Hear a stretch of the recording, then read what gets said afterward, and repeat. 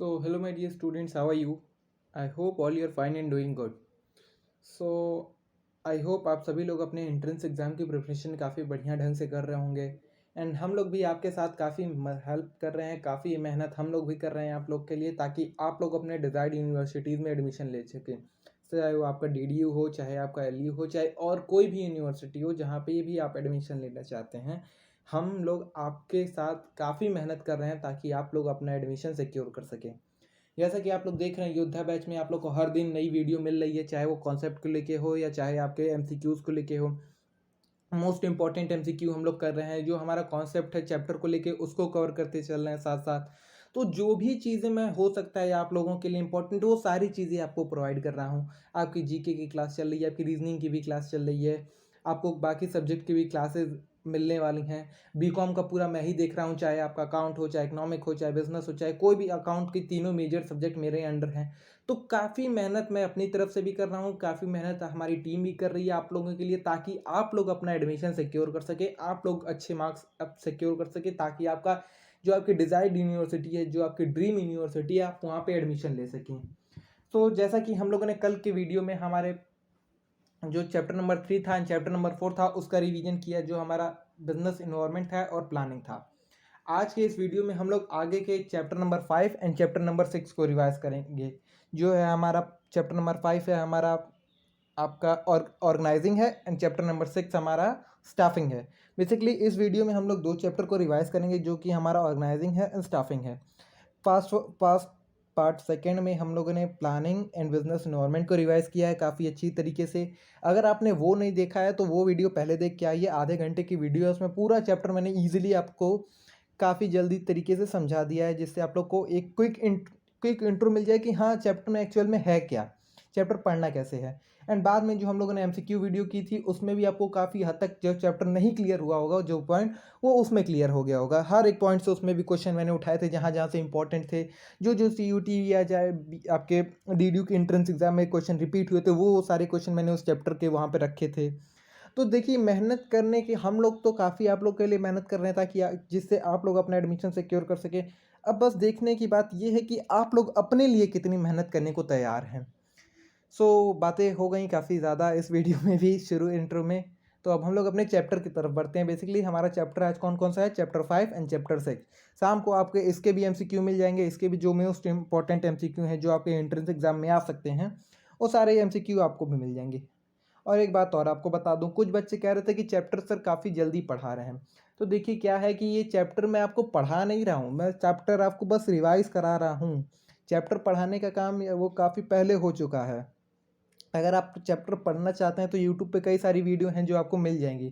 मैं बस आपको चैप्टर रिवाइज करा रहा हूँ, जिससे आप लोग एक पा जाइए इंट्रो कि हाँ, एक मतलब दिमाग में आपके आ जाए कि हाँ चैप्टर में ये चीज़ें थी। रिवीजन दूसरी चीज़ है, पढ़ना दूसरी चीज़ है। रिवीजन क्या है कि आपने पहले पढ़ रखा है, उसको बस एक बार रिकॉल करना है, ये होता है रिवीजन। चैप्टर अब मैं पढ़ाने आपको बैठूँ लाइन बाय लाइन तो ये काफ़ी टाइम कंज्यूमिंग हो जाएगा। और अगर इस स्टेज पे आपके आप जो अभी चीज चल रहा है, जो टाइम है आपके पास, टाइम बॉन्ड बचा है 15-20 दिन का, इसमें आप चैप्टर पढ़ने बैठेंगे तो आप इस साल का एंट्रेंस एग्ज़ाम छोड़ दीजिए, अगले साल के एंट्रेंस एग्ज़ाम की तैयारी कीजिए।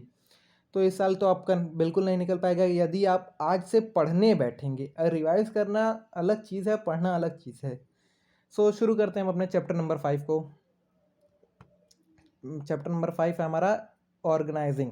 बेसिकली ऑर्गेनाइजिंग होता क्या है, हमने पिछले चैप्टर में पढ़ा प्लानिंग। प्लानिंग में हमने क्या पढ़ा था कि हमने अब ऑब्जेक्टिव सेट किया, अल्टरनेटिव देखा क्या किस तरीके से किया जा सकता है, फिर हमने प्लान बनाया था जिसके अकॉर्डिंग उसके अपना हम लोग प्लान पे अपने फॉलोअप किए।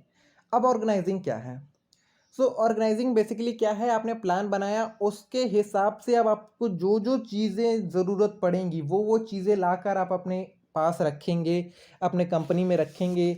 जो आपको, चाहे वो आपके रॉ मटेरियल हो, चाहे कोई भी चीज़ हो, जो जो आपको ज़रूरत पड़ेगी अपने प्लान को फॉलो अप करने के लिए, वो चीज़ें आप इकट्ठा करते हो, ऑर्गेनाइज करते हो। तो बेसिकली इसी को ऑर्गेनाइजिंग कहते हैं। अगर इसकी डिफिनेशन की बात की जाए तो इसकी डिफिनेशन होगी, organizing refer to a process of identifying and grouping various activity and bringing together physical, financial, human resource and establishing productive relation among them for achievement of a specific goal. तो ये आपकी planning की definition है। आप लोग ये सोचिए, मत सोचिए कि कहाँ पे यहाँ पे लिखा है, मुझे ये दिमाग में याद थी उसकी वजह से मैंने आपको प्लानिंग की डिफिनेशन बता दी। यहाँ पे जो डिफिनेशन लिखी है वो ये लिखी है, it refers to an arranging everything यानी कि सारी चीज़ों को इकट्ठा करना। It is orderly form of making most of efficient use of resource. सारी चीज़ों को अरेंज करना एंड जो हमारे पास चीज़ें हैं उनका इफ़िशिएंट यूज़ करना, अत्यधिक उनका जो भी मैक्सिमम यूज़ कर सकते हैं, मैक्सिमम यूटिलाइजेशन उन चीज़ों से पा सकते हैं, उस तरह से उनका यूज़ करना। अब बात आती है यहाँ पे प्रोसेस क्या है ऑर्गेनाइजिंग का। यहाँ पे आपके प्लानिंग ऑर्गेनाइजिंग को 4 स्टेप में डिवाइड किया गया है। फर्स्ट है आपका division, identification and division of work है। सेकेंड है आपका सेकेंड आपका grouping the job and departmentalisation है, जिसमें आपका 2 डिपार्टमेंटलाइजेशन आएगा, एक फंक्शनल आएगा, एक डिविजनल आएगा। फंक्शनल आपका वो फंक्शनल स्ट्रक्चर वो आ जाएगा जहाँ पे आपको एक तरह के डिपार्टमेंट काम करते हैं, जैसे कि सेल्स डिपार्टमेंट, फाइनेंस डिपार्टमेंट, या फिर आपकी बात की जाए प्रोडक्शन डिपार्टमेंट। डिविजनल डिपार्टमेंट वो होता है जहाँ पे आपके एक तरह के प्रोडक्ट बन रहे हैं, वो आपका डिविजनल डिपार्टमेंट के अंदर आएगा। आगे बढ़ते हैं, असाइनमेंट ऑफ ड्यूटी, इसका थर्ड जो स्टेप है वो आपका असाइनमेंट ऑफ ड्यूटी है। फोर्थ स्टेप की बात की जाए तो इस्टेब्लिशिंग रिपोर्टिंग रिलेशनशिप। तो ये आपके ऑर्गेनाइजिंग के 4 स्टेप हैं। कौन कौन से हैं एक बार फिर रिवाइज कर लेते हैं। Identification and division of work. Step 2 है आपका grouping the activity and departmentalisation. Step 3 है आपका assignment of duty and step 4 है आपका प्लानिंग प्रोसेस का इस्टेब्लिशिंग रिपोर्टिंग रिलेशनशिप। तो ये आपके प्रोसेस थे किस चीज़ के, आपके ऑर्गेनाइजिंग के। अब बात करते हैं ऑर्गेनाइजिंग का इंपॉर्टेंस क्या होता है। Benefit in specialization, clarity of working relationship, optimum utilisation of resource, expansion and growth, effective administrative adoption of change and development of personnels. तो ये कुछ आपके इम्पोर्टेंस थे। अगर आपको बोलेंगे तो ये पीडीएफ मैं आपको प्रोवाइड कर दूंगा, अगर आप रीड करना चाहें तो आप इन सारी चीज़ों से क्विक, आप एग्ज़ाम के दिन अगर आपको क्विक रीड लेना है तो आप वीडियो ना देख के ये सारी चीज़ें रीड करके भी जाएंगे तो भी आपका काम बन जाएगा। तो ये सारे आपके कुछ इंपॉर्टेंस थे किस चीज़ के, ऑर्गेनाइजिंग के। ऑर्गेनाइजेशनल स्ट्रक्चर की बात यहाँ पे की गई है तो इसको देख लेते हैं। तो ये क्या लिखा है, when manager and performing organizing function and organizational structure get created automatically with define the job position, the authority and responsibility of different employee. Span of management यहाँ पे एक टर्म दिया है, इसको देख। स्पैम ऑफ मैनेजमेंट बेसिकली क्या होता है, it mean a number of subordinate can work under one superior. एक सुपीरियर के अंदर कितने सबॉर्डिनेट काम कर सकते हैं उसी को हम लोग बोलते हैं स्पैन ऑफ मैनेजमेंट। एक सुपीरियर के अंदर कितने आदमी काम कर सकते हैं उसी को हम लोग बोलते हैं स्पैन ऑफ मैनेजमेंट। जैसे एक सुपीरियर है राम, ठीक है, इसके अंदर 5 आदमी काम करते हैं तो इसी को हम लोग बोलते हैं स्पैन ऑफ मैनेजमेंट। अब यहाँ पे आता है 2 टाइप ऑफ ऑर्गेनाइजेशनल स्ट्रक्चर, एक आता है फंक्शनल स्ट्रक्चर, एक आता है डिविजनल स्ट्रक्चर। मैंने आपको ऊपर बता दिया functional structure and divisional structure क्या होता है। बात करते हैं फंक्शनल स्ट्रक्चर के एडवांटेज की। ऑक्यूमुलेशन स्पेशलाइजेशन है, promote control and control coordination with department है, increase managerial and operation efficiency है। एक सेकेंड, यहाँ पे इंक आ गई इस पर, हाँ। So easy and effective training है आपका, ये भी एक इम्पोर्टेंस है आपके फंक्शनल स्ट्रक्चर का। Due to attention of different function. Disadvantage की बात की जाए, specialized in their own way, यानी कि जो काम कर रहे हैं बस वो इसी में स्पेशलाइज्ड हैं। अगर मान लीजिए वो सेल्स डिपार्टमेंट का काम कर रहे हैं तो बस सेल्स डिपार्टमेंट के ही स्पेशलाइज्ड हो सकेंगे। वो अगर प्रोडक्शन डिपार्टमेंट में भेज दिया जाए या अकाउंटिंग डिपार्टमेंट में भेज दिया जाए तो उतने कंफर्टेबल नहीं होंगे जितने वो सेल्स डिपार्टमेंट में थे। मोर कोऑर्डिनेशन रिक्वायर्ड, इनको मोर कोऑर्डिनेशन रिक्वायर्ड होगा इस स्टेज में आपके फंक्शनल स्ट्रक्चर में। Department head start thinking about their department and let the conflict of employ get training only from one function. तो बेसिकली क्या है आपके फंक्शनल डिपार्टमेंट में, एक इसका डिसएडवांटेज ये है कि जो डिपार्टमेंटल वाले हेड हैं वो बस अपने डिपार्टमेंट की ग्रोथ के बारे में देखेंगे। जो फंक्शनल डिपार्टमेंट है, जो प्रोडक्शन डिपार्टमेंट है वो बस प्रोडक्शन की ग्रोथ की देखेगा। जो सेल्स डिपार्टमेंट है वो बस सेल्स डिपार्टमेंट की ग्रोथ की बात करेगा। तो इस तरह से एक कॉन्फ्लिक्ट की सिचुएशन आ जाती है। तो ये एक डिसएडवांटेज है आपके फंक्शनल स्ट्रक्चर का।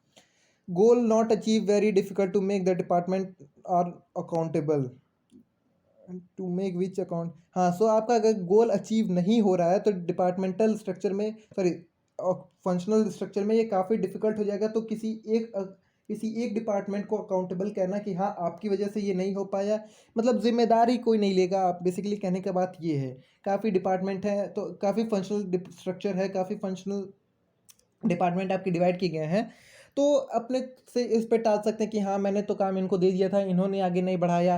वो कह देंगे मैंने इनको कर दिया था, इन्होंने आगे नहीं बढ़ाया, तो कोई अकाउंटेबल नहीं होगा। तो ये एक डीमेरिट है आपके, डिसएडवांटेज है किसका, फंक्शनल स्ट्रक्चर का। अब डिविजनल स्ट्रक्चर की बात कर लेते हैं, जहाँ पे मल्टी प्रोडक्ट होता है, add more line of product in future, यानी कि जहाँ पे कई सारे प्रोडक्ट हैं या बाद में फ्यूचर में प्रोडक्ट ऐड किया जाए उसकी सोच रहती है, तो उसको हम लोग डिविजनल स्ट्रक्चर के अंदर डालते हैं। डिविजनल स्ट्रक्चर के आपके एडवांटेज की बात की जाए तो प्रोडक्ट स्पेशलाइजेशन होता है, फास्ट डिसीजन मेकिंग होता है, अकाउंटेबिलिटी होती है, फ्लेक्सिबिलिटी होती है, एक्सपेंशन इन ग्रोथ होता है। डिसएडवांटेज की बात की जाए तो more resource acquired, product focus department, conflict, यहाँ पे भी कन्फ्लिक्ट होता है, इंक्रीज इन कॉस्ट, तो यहाँ पे जो कॉस्ट है वो बढ़ जाता है। यहाँ पे दो टर्म आता है, फॉर्मल ऑर्गेनाइजेशन और एक इनफॉर्मल ऑर्गेनाइजेशन। फॉर्मल क्या होता है, क्रिएट इंटेंशनली सिस्टमेटिक वर्किंग, जहाँ पे सिस्टम बेसिकली एक की वर्ड है इसका, सिस्टमेटिक वर्किंग जहाँ पे है वो आपका फॉर्मल ऑर्गेनाइजेशन होगा, और जहाँ पे किसी रूल एंड रेगुलेशन को नहीं फॉलो की जा रही है वो आपका इनफॉर्मल ऑर्गेनाइजेशन होगा। यहाँ पे आपके फॉर्मल ऑर्गेनाइजेशन की अगर एडवांटेज की बात की जाए तो systematic working, achievement of organizational goal, no overlapping work, ये सब आपके एग्जाम्पल है, या एग्जाम्पल क्या है, मेरिट हैं आपके, एडवांटेज हैं किसके, आपके फॉर्मल ऑर्गेनाइजेशन के। कोऑर्डिनेशन हो गया, creation of chain of command हो गया, मोर एम्फेसिस ऑन वर्क, तो ये सब आपके एडवांटेज हैं आपके फॉर्मल ऑर्गेनाइजेशन के। डिसएडवांटेज की बात की जाए तो delay in action, ignore social need of employ, incorrect feedback, more emphasis on work only, तो ये सब जो आपके हैं ये डीमेरिट हैं किस चीज़ के, आपके फॉर्मल ऑर्गेनाइजेशन के। आप आपके इनफॉर्मल की बात की जाए तो fast communication. Informal formal organization में अगर आपको किसी से कम्युनिकेट करना अपने सुपीरियर से या किसी बॉस से, तो आपको मेल टाइप करना पड़ेगा। तो अगर आपको कोई क्विक डिसीजन लेना है तो आप मेल अगर टाइप करके ले रहे हैं तो आपकी डिसीजन लेने की प्रोसेस जो है वो काफ़ी डिले हो जाएगी, और इसमें जो आपका वर्किंग जो यहाँ पे आपको स्पीड रिक्वायर है वहाँ पे प्रोसेस काफ़ी ढीला हो जाएगा, काफ़ी धीरे हो जाएगा। तो इनफॉर्मल जो है वहाँ पे आप फास्ट कम्युनिकेट कर सकते हैं, फुलफिल सोशल नीड को फुलफिल कर सकते हैं, करेक्ट फीडबैक पा सकते हैं। डिसएडवांटेज की बात की जाए तो इसमें र्यूमर फैलने की जो स्पीड है वो काफ़ी तेज़ रहती है। नो सिस्टमेटिक वर्किंग, यहाँ पे सिस्टमेटिक वर्किंग नहीं होता है। जहाँ पर सिस्टमेटिक वर्किंग होगा वो आपका फॉर्मल से रिलेटेड होगा, जहाँ नहीं होगा वो आपका इनफॉर्मल से रिलेटेड होगा। डेलीगेशन और अथॉरिटी यहाँ पे टर्म है, इसको देख लेते हैं। In simple word, delegation refer to downward transfer of authority from superior to subordinate. Basically आप अगर किसी को कोई काम देते हैं तो उसके साथ आपको उसको जिम्मेदारी भी देना चाहिए कि हाँ आपके पास ये जिम्मेदारी है। आप अगर कोई ऑर्डर देते हैं तो आपको उसके साथ उसको जिम्मेदारी भी देनी पड़ेगी। तो क्या कह रहा है, in simple word delegation refer to a downward transfer of authority from superior to subordinate. आप किसी के हाथ में डाउनवर्ड में पावर दे रहे हैं तो ये आपका क्या आ जाएगा, अगर आप सुपीरियर हैं अपने डाउनवर्ड को किसी को पावर दे रहे हैं कि काम करने के लिए, कोई उसको राइट देना है कि हाँ आप डिसीजन ले सकते हैं, तो ये आपका डेलीगेशन का पार्ट हो जाएगा। एक डेलीगेशन होता है, एक आपको होता है डिसेंट्रलाइजेशन, सेंट्रलाइजेशन, डिसेंट्रलाइजेशन, और एक डेलीगेशन होता है। तो एक यहाँ पे इन सब चीज़ों से उतने क्वेश्चन नहीं बनेंगे, बस आपको एक चीज़ याद रखनी है। यहाँ पे एक आता है delegation, sorry, responsibility is equal to authority, ये फॉर्मूला आप याद रखिएगा। Responsibility is equal to authority, ठीक है। यहाँ से आपको क्वेश्चन बनेगा, ये क्वेश्चन बनेगा, बाकी तीन जितने टॉपिक हैं इस सब का निचोड़ बस यही है, daily responsibility is equal to authority. आपको क्वेश्चन में दे देगा responsibility is equal to what, आपको क्वेश्चन मार्क लिखा देगा, तो आपको का या तो एक स्टेटमेंट भी ऐसे दे देगा कि यहाँ पे ग्रेटर देन लगा देगा या लेस देन लगा देगा या इज इक्वल टू लगा देगा, तो आपको बताना है कौन सा स्टेटमेंट करेक्ट है। तो आपको responsibility is equal to authority जो स्टेटमेंट रहता है ये करेक्ट है, जितनी आपकी रिस्पॉन्सिबिलिटी रहेगी उतनी ही आपकी अथॉरिटी भी रहेगी। बाकी ये जितने टर्म है उतने इंपॉर्टेंट नहीं है आपके। डेलीगेशन हो गया, principle of absolute of accountability हो गया, एलिमेंट ऑफ डेलीगेशन हो गया, इंपॉर्टेंस ऑफ डेलीगेशन हो गया, सेंट्रलाइजेशन हो गया, डिसेंट्रलाइजेशन हो गया, रिलेशनशिप बिटवीन डिसेंट्रलाइजेशन सेंट्रलाइजेशन कोई इंपॉर्टेंट चीज़ नहीं है। तो ये सब आप स्किप करिए, जो जो इंपॉर्टेंट है मैंने आपको इस चैप्टर में अभी तक बता दिया कि हाँ आप कहाँ से क्वेश्चन पूछ सकता है। इन डेलीगेशन, रिस्पॉन्सिबिलिटी एंड डिसेंट्रलाइजेशन, तो इन सारी चीज़ों से बस आपका मिला के एक चीज़ का क्वेश्चन पूछेगा, आपका responsibility is equal to authority को लेकर के। बाकी इसमें से कोई ऐसा पॉइंट नहीं है जहाँ से आपको क्वेश्चन अराइज कर सके। सो इस वीडियो में आपका सॉरी इस चैप्टर में इतना ही था। आगे हम लोग बढ़ते हैं चैप्टर नंबर 6 की तरफ। चैप्टर नंबर 6 क्या है? अभी तक हमने पढ़ा ऑर्गेनाइजिंग का, कि हमने पहले प्लान बनाया, हमने फिर चीज़ें इकट्ठा की कि कैसे क्या काम करना है, कहाँ से करना है, हमारा ऑर्गेनाइजेशन कैसे रन करेगा। अब बात करते हैं स्टाफिंग की। स्टाफिंग क्या होता है? अब इसमें हम लोग एनालाइज करते हैं कि हमारे पास कितने आदमी काम कर रहे हैं, कितने आदमी और रिक्वायर्ड हैं किसी काम को परफॉर्म करने के लिए। तो ये जो चीज़ें होती हैं, कितने आदमी हमें भर्ती करने हैं, कितने आदमी को हम ट्रेन करेंगे, तो ये जो सारी चीज़ें रहती हैं वो आपके स्टाफिंग का पार्ट आएंगी। देखिए लिखा है staffing involve finding the right person for the right job, having the right qualification, doing the right job at the right time. So basically right person चाहिए फॉर राइट जॉब, राइट फिर with right qualification and with right job at a right time. सही समय पे सही काम करे, सही आदमी सही क्वालिफिकेशन के साथ, ये आपका हो जाएगा स्टाफिंग। तो बात करते हैं आगे इंपॉर्टेंस की। फुलफिलिंग इंपॉर्टेंस क्या है? जो हमारी जॉब वैकेंट खाली थी उसको फुलफिल करते हैं। Right combination of right person and job, तो सही कॉम्बिनेशन बनाते हैं, करेक्ट कॉम्बिनेशन बनाते हैं जिससे हम लोग सही काम के लिए सही आदमी को पा सकें। Optimum utilisation of human resource, growth of enterprises, development of human resource, help in competing, की effective use of other function. तो बेसिकली ये जो सारी फंक्शंस है, सारे इंपॉर्टेंस है, ये आपके एडवांटेज दिखाते हैं किस चीज़ की? आपके स्टाफिंग को दिखाते हैं। Human resource management, it refers to a management of all the action and decision making to human resource like need of employee, like the organization requirement, selecting, training and developing, tracking the activity, compensation and rewarding them, to connect with trade union, government etc. Basically इस definition का आपका मतलब यही है। HRM human resource management का एक simple सा काम होता है कि किसी ऑर्गेनाइजेशन में कितने एम्प्लॉय हैं, क्या काम कर रहे हैं, कितनी ट्रेनिंग करनी है, किसकी रिक्रूटमेंट करना है, किसका सिलेक्शन करना है, बाकी उसको अगर अच्छा काम कर रहे हैं तो उसको बेनिफिट दिया जाए, उनको रिमेनरेट किया जाए, उनको बाकी और सारी जो चीज़ें प्रोवाइड की जा सकती हैं वो चीज़ें प्रोवाइड की जाएँ। अगर कोई आदमी ख़राब काम कर रहा है तो उसका जो करेक्ट फीड उनके एक्शन लेना चाहिए, एक्शन लेना है वो, ये सारी चीज़ें जो भी एम्प्लॉय से लेके एम्प्लॉय को लेकर के ऑर्गेनाइजेशन में जितनी भी चीज़ें चलती हैं वो सब काम है किसका? ह्यूमन रिसोर्स मैनेजमेंट का। बात करते हैं स्टाफिंग प्रोसेस का। तो सबसे पहले हम लोग क्या करेंगे स्टाफिंग प्रोसेस में? Estimating man power requirement. हम लोग पहले देखेंगे एस्टिमेटिंग मैन पावर रिक्वायरमेंट, हमें कितने आदमियों की आवश्यकता है। उसमें क्या क्या 3 स्टेप्स आते हैं आपके? वर्कलोड एनालिसिस, यानी कि नंबर ऑफ एम्प्लॉय कितने हमें रिक्वायर्ड हैं, कितने आदमी अभी हमारे अंदर काम कर रहे हैं, और उन दोनों में कंपैरिजन करके जितना निकलेगा उतने की हमें रिक्वायरमेंट रहेगी, ठीक है। फिर हम रिक्रूटमेंट करेंगे, सिलेक्शन करेंगे, प्लेसमेंट एंड ओरिएंटेशन करेंगे, ट्रेनिंग करेंगे। फिर these 3 steps are performed by those organization which do not have HRM. HRM जिनके पास नहीं रहता है तो वो 3 स्टेप्स में करते हैं। परफॉर्मेंस अप्रेजल में करते हैं, प्रमोशन करते हैं एंड देन कंपनसेशन करते हैं। एलिमेंट एस्पेक्ट ऑफ स्टाफिंग की बात करें, एलिमेंट की बात करें तो रिक्रूटमेंट होता है, सिलेक्शन होता है एंड ट्रेनिंग होता है। सिलेक्शन को आपका नेगेटिव प्रोसेस भी कहा जाता है। यहाँ से क्वेश्चन पूछेगा कि which of the following is known as negative process, तो selection is also known as negative process. Recruitment are of 2 type, internal recruitment, external recruitment. Internal recruitment वो होता है जहाँ पे हम अपने ही किसी डिपार्टमेंट में कोई आदमी काम कर रहा है उसको दूसरे डिपार्टमेंट में शिफ्ट कर दें जहाँ उसकी आवश्यकता हो, जहाँ पे आदमी कम हो, तो आपका इंटरनल रिक्वायरमेंट होता है। एक्सटर्नल रिक्वायरमेंट क्या होता है?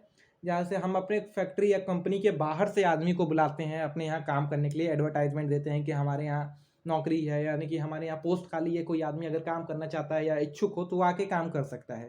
तो ये आपका एक्सटर्नल होता है, जहाँ बेसिकली बात ये है कि जहाँ पे बाहर से आदमी हमारे ऑर्गेनाइजेशन में आके काम कर रहा है तो होता है एक्सटर्नल रिक्रूटमेंट, और जहाँ पे हम किसी अपने ही ऑर्गेनाइजेशन के किसी आदमी को एक जगह से दूसरी जगह शिफ्ट करते हैं तो होता है आपका इंटरनल रिक्वायरमेंट। अब सोर्सेज की बात करें, इंटरनल सोर्स ऑफ रिक्वायरमेंट की, तो या तो किसी का ट्रांसफ़र हो जाता है हॉरिजॉन्टल और या तो वर्टिकल।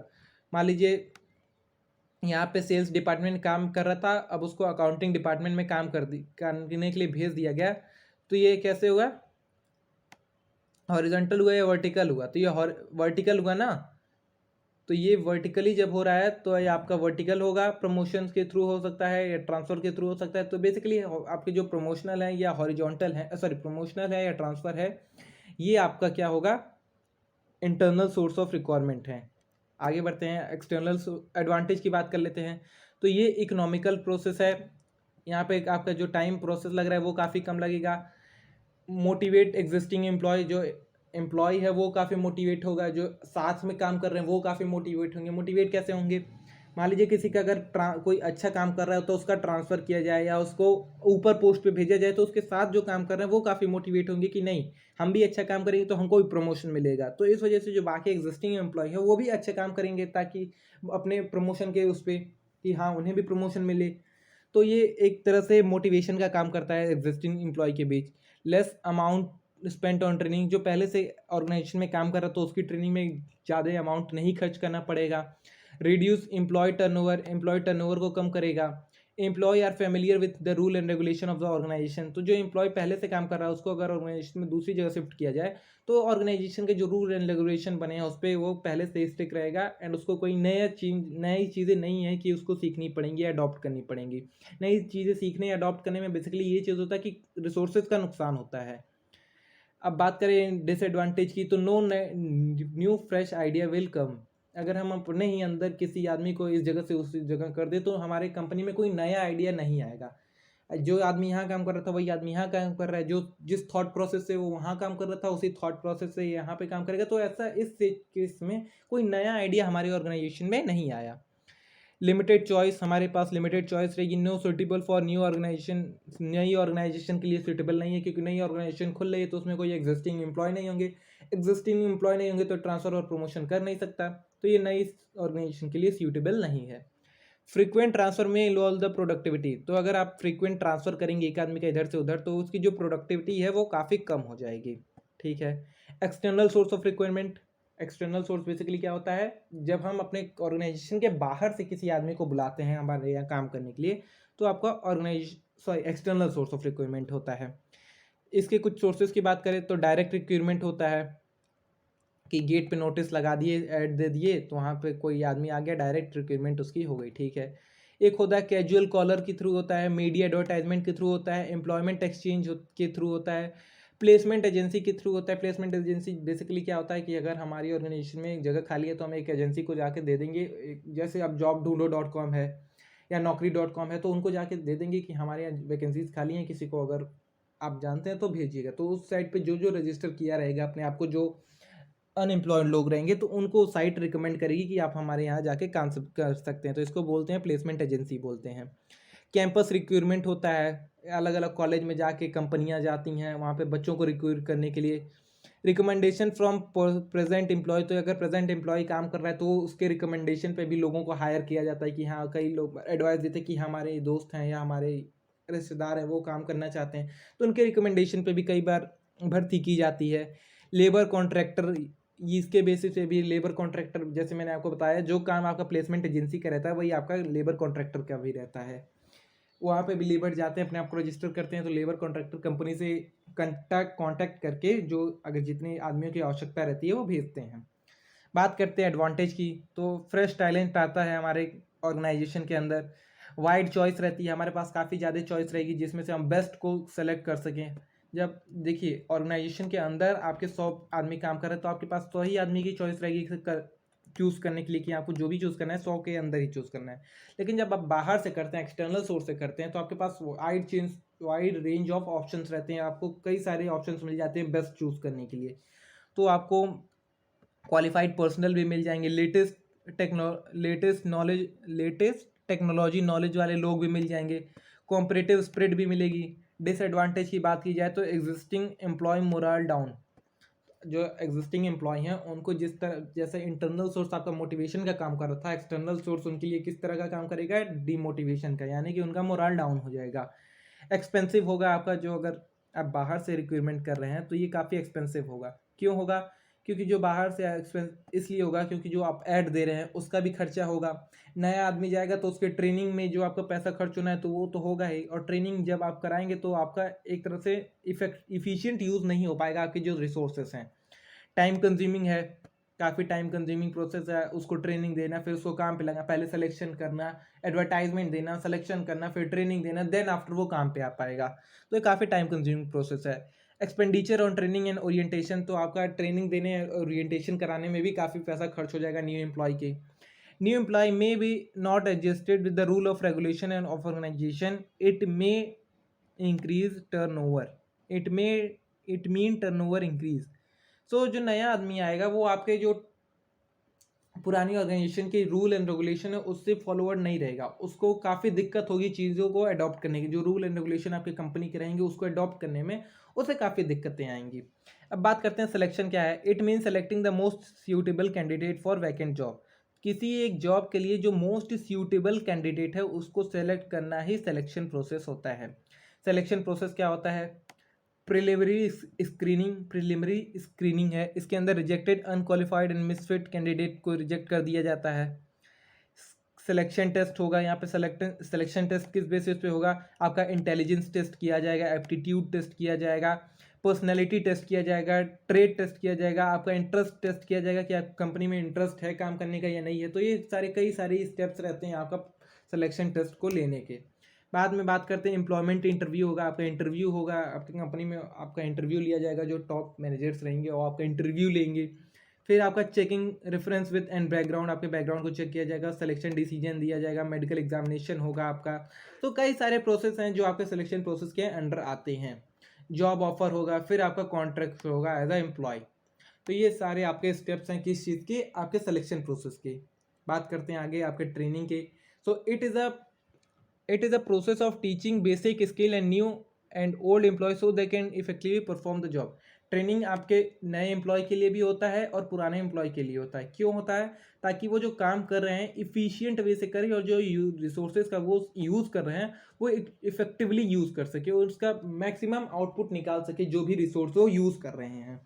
तो बेसिकली ट्रेनिंग आपके नए एम्प्लॉय का भी होता है, पुराने एम्प्लॉय का भी होता है, ताकि वो जो चीज़ें कर रहे हैं, जो टास्क परफॉर्म कर रहे हैं उसको और अच्छे तरीके से कर सके और अपना मैक्सिमम उसमें दे सके. बात करते हैं आगे डेवलपमेंट की. So it refers to an overall growth of the employ. Development is much wider concept as compare to training. Training is a part of development. Training focus on present requirement of the organization but development focus present as well as future requirement of organization. So basically training क्या है. Training एक छोटे समय के लिए दी जाती है कि अगर आपको ये कोई काम कर रहे हैं तो आपको उस काम को करने के लिए जो चीज़ें स्किल चाहिए, जो आइडियाज़ चाहिए, जो आपको आनी स्किल्स आपको आनी चाहिए वो प्रदान करना आपका ट्रेनिंग का काम होता है. लेकिन डेवलपमेंट का क्या होता है. ट्रेनिंग बस आपको स्किल देती है लेकिन डेवलपमेंट आपको ओवरऑल डेवलप करती है. आपको जो अभी प्रेजेंट की नीड है और फ्यूचर की नीड है उसको दोनों को ध्यान में रखते हुए जो आपको अंदर स्किल या जो भी आपके अंदर आपको चीज़ें सिखाई जाती हैं वो आपके डेवलपमेंट का पार्ट होती हैं. अगर डेवलपमेंट ये बड़ा वाला सर्कल है तो आपका ट्रेनिंग जो है ये छोटा है, स्क्वायर है. ट्रेनिंग आपका जो है वो डेवलपमेंट का पार्ट है. डेवलपमेंट आपका काफ़ी वाइड है एंड जो ट्रेनिंग है वो आपका काफ़ी छोटा है. डेवलपमेंट आप जो ट्रेनिंग है वो आपके डेवलपमेंट के अंदर ही आ जाएगा. Need for training and development. अब बात की जाए कि नीड क्या है उसकी, तो reduce learning time, aptitude formation, better performance, reduce labour turnover, help in solving operational problem, help to adopt change, managing manpower needs. So ये सब कुछ आपके जो इम्पोर्टेंस थे, सॉरी नीड थे आपके डेवलपमेंट का, इम्पोर्टेंस था कि आपको ट्रेनिंग दी क्यों जाए, आपको डेवलपमेंट आपका कराया क्यों जाए. तो ये सारे आपके इम्पोर्टेंस फीचर थे. Training are of two type की ट्रेनिंग होती है. On the job training, off the job training. On the job training क्या होता है, आप जॉब कर रहे हैं उसके साथ साथ आपको ट्रेनिंग दी जाए, ये आपकी ऑन द जॉब ट्रेनिंग होती है. ऑफ द जॉब ट्रेनिंग क्या होती है, आपको जहाँ पे ऑर्गेनाइजेशन है उससे कहीं ज़्यादा दूर ले जाके आपको एक स्किल या क्लास कंडक्ट कराई जाती है जिसमें आपको बताया जाता है कि आपको एक्चुअल वर्क क्या है, आपको कैसे चीज़ें परफॉर्म करनी है. अब मेथड की बात करते हैं. Method of on the job training. Apprentice training ये आपकी ऑन द जॉब ट्रेनिंग की है. एक सेकेंड. अप्रेंटिस ट्रेनिंग क्या है, जहाँ पे आपको ऑन द जॉब ट्रेनिंग है, जहाँ पे आप एक सुपीरियर के अंदर काम करते हैं, वो आपका अप्रेंटिस ट्रेनिंग होगा. देखिए लिखा है master training under master. Internship होता है, आपको इंटर्नशिप के बारे में सुना होगा, कई कॉलेज ऑफर करते हैं इंटर्नशिप आपको. तो इंटर्नशिप भी एक तरह का आपका ऑन द जॉब ट्रेनिंग है. आपका इंडक्शन ऑफ ओरिएंटेशन ट्रेनिंग ये भी आपका ऑन द जॉब ट्रेनिंग है. Method of the job training की बात की जाए तो वेस्टिब्यूल स्कूल है. वेस्टिब्यूल स्कूल क्या होता है, बेसिकली आपका एक डुप्लीकेट मॉडल होता है आपकी एक ऑर्गेनाइजेशन की तरह. एक मान लीजिए कोई मशीन है, ठीक है, उसको आपको ऑपरेट करना है, तो उसका एक डमी बनाया जाएगा कहीं ऑर्गेनाइजेशन से दूर, जहाँ पे आपको बताया जाएगा कि इस डमी को कैसे ऑपरेट करना है, कैसे इस पे काम करना है, ताकि आप जब एक्चुअल उस मशीन के पास जाएँ तो करेक्टली वे में काम कर सके और उस मशीन को कोई हानि ना हो। तो ये था आपका vestibule school, on the job training, off the job training, इस दोनों में डिफरेंस क्या था वो चीज़ें मैंने आपको बता दी। So that's all in this video.